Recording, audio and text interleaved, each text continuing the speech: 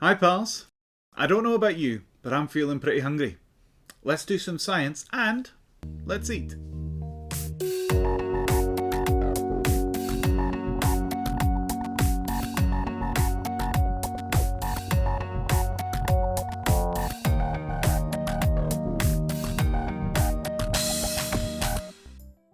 For this episode of DGSTEMTV, we are going to be cooking one of my favourite dishes, macaroni.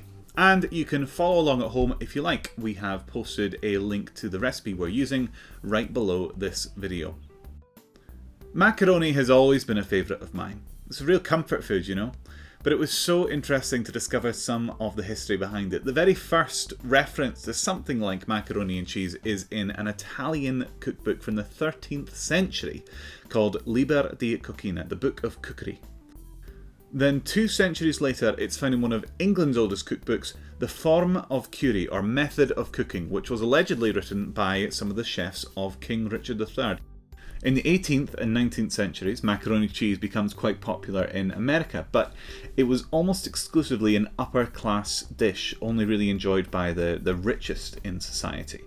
And that's because the ingredients were, well, not exactly cheap. Pasta was a fairly exclusive commodity, and even cheese, while much more readily available, was still something that was very labour-intensive to make and therefore not particularly cheap. What changed this was, firstly, the Industrial Revolution. Cheese made in factories rather than farms. And then the invention of processed cheese. I mean, who doesn't love a slice of this on their burger? We think of processed cheese as American, but it's actually a Swiss invention that became popular in America due to a few major world events like the First World War, the Second World War, the Great Depression. You know, times when having a cheap, protein-filled food that had a long shelf life came in really handy. So, cheese-making companies became very successful, exported their product around the world, and suddenly, mac and cheese is everyone's comfort food. But fascinating as this history is, what today's episode is really about is the first step in a good macaroni recipe, the roux. Now, what is a roux, you might be asking? Well, it's flour and it's fat. That's all there is to it. The first thing we need to do is melt some butter. We're using butter because it's called for in the recipe, but feel free to substitute vegetable oil if you prefer. Once we've melted the butter in a pan, we add the same volume of flour, so it's a 1-to-1 ratio of flour to butter, and stir over a low heat for at least 2 minutes. And there you have your roux. So,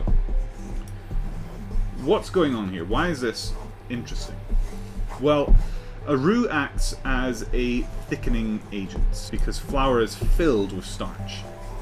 Now what's happening is when we add this starch to our heat, the starch breaks down, the molecules inside come out, and they clog up the liquid that they've been added to. I mean, you can already see this is stationary, pretty much. It's not got any runniness to it at all. But if I just added the flour with heat to water, for example, what I'd be stirring here is flatbread, essentially. But because we've used fat, what that does is coats each starchy molecule, and that prevents the starch from recombining to form a dough. That makes it a roux. We're not going to be cooking this for particularly long. We're looking for just a nice goldeny colour. Pale, light roux, as we would call it. If we cook this for a fair bit longer, still at the same heat, you'd make a much darker roux. You can get to sort of a peanuts coloured and then an even darker colour, and that is actually the basis of a lot of Cajun style cooking. So I believe gumbo, the first thing you do is make a dark roux, which I didn't actually know before I started doing research into roux for this video. Learn something new every day. Now, even though we've made our roux, we've barely started our cooking. It's time to add some milk, constantly stirring, and adding just a little bit at a time to make sure it doesn't clump up. Totally just picked up every last bit. Look at that! Fantastic!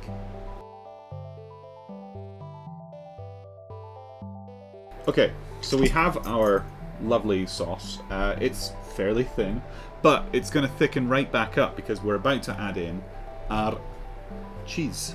In goes our cheese with some herbs, pepper, and a little mustard. Those aren't in the recipe, but I like to add a little bit of extra flavour. Once it's all melted in and cooked through, we pour that over the macaroni pasta and grate some Parmesan cheese on top, ready to go under the grill to crispen up. Look at that! Perfection! All we need to do now is dish it up.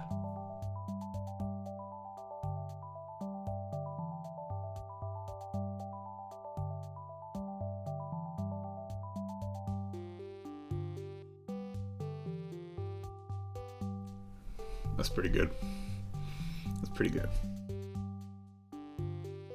Well, thanks for joining me on this adventure, guys. I really hope you enjoyed this video.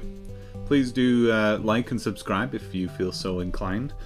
But thanks for watching, regardless.